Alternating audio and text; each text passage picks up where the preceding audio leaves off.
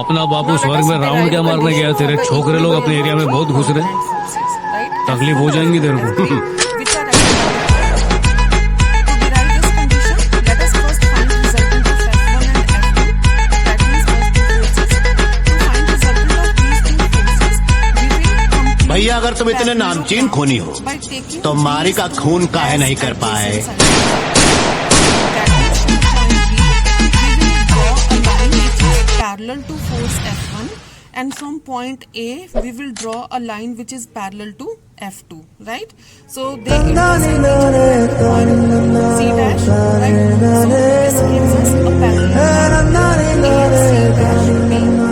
Now, according to parallelogram law of vector addition, that this diagonal of the parallelogram OC dash will be resultant of F1 and F2, right? So OC dash, which is diagonal of the parallelogram, will give resultant of F1 and F2. So C dash is equal to F1 plus F2, right?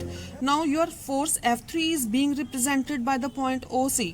Now in case your OC and OC dash are equal and opposite, they will cancel the effect of each other, and then resultant of three forces will be 0 and point O will remain in equilibrium.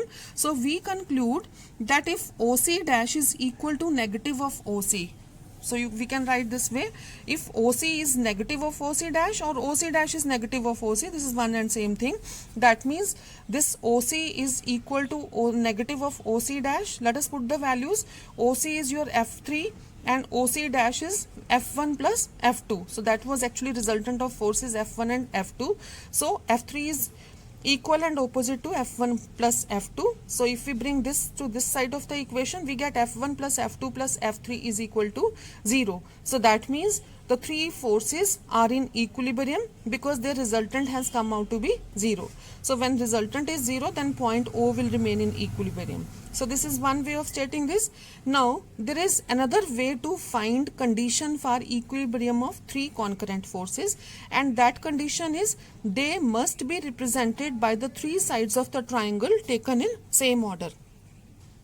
Now let us consider that it is possible to draw a triangle by taking F1, F2 and F3 as the three sides of the triangle taken in same order. For example, you can see this AB is representing your F1, BC is representing F2 and CB is representing your F3, right? Now according to triangle law of vector addition, you know, if two vectors can be represented by the two sides of the triangle taken in same order, then their resultant is represented by the third side of the triangle taken in opposite order. So according to this, we can write down vector AB plus vector BC is equal to AC, right? Or AB plus BC minus AC is equal to 0. So you can see this is your point A, this is your point C, this is your point B.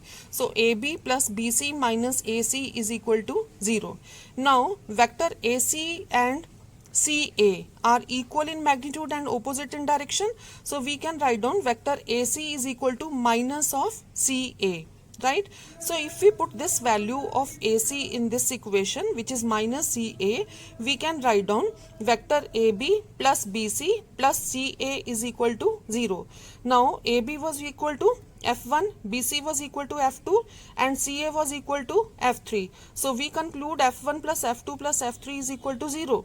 So what we conclude, if it is possible to draw a triangle by taking three forces as three sides of the triangle taken in same order, then the resultant will be 0. And if the resultant is 0, that means forces are in equilibrium.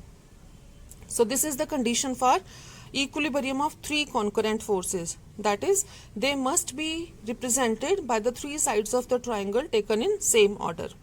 Now let us consider that we have a number of forces which are acting at the same point, right?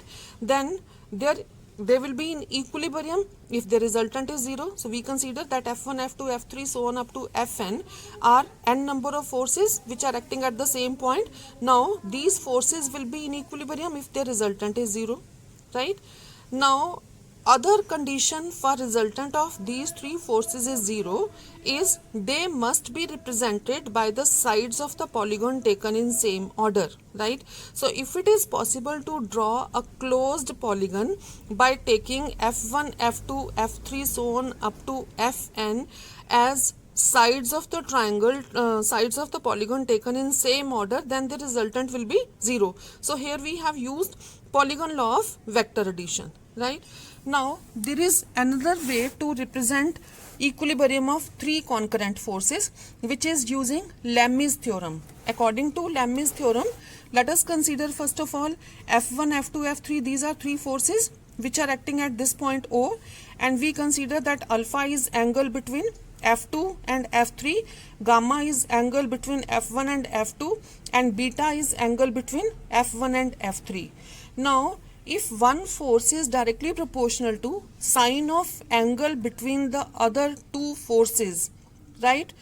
Or you can say every force is proportional to sine of angle between the other two forces, then forces will be in equilibrium. For example, if F1 is proportional to sine of alpha, F2 is proportional to sine of beta, F3 is proportional to sine of gamma, then these three forces are in equilibrium. And this condition can be represented as Lami's theorem. So this theorem is known as Lami's theorem. So according to Lami's theorem, we will have F1 proportional to sine alpha, or F1 over sine alpha is equal to constant. And similarly, F2 over sine beta is constant, F3 over sine gamma is constant. So this is known as Lami's theorem. So this gives us condition for equilibrium of three concurrent forces, right? That's all.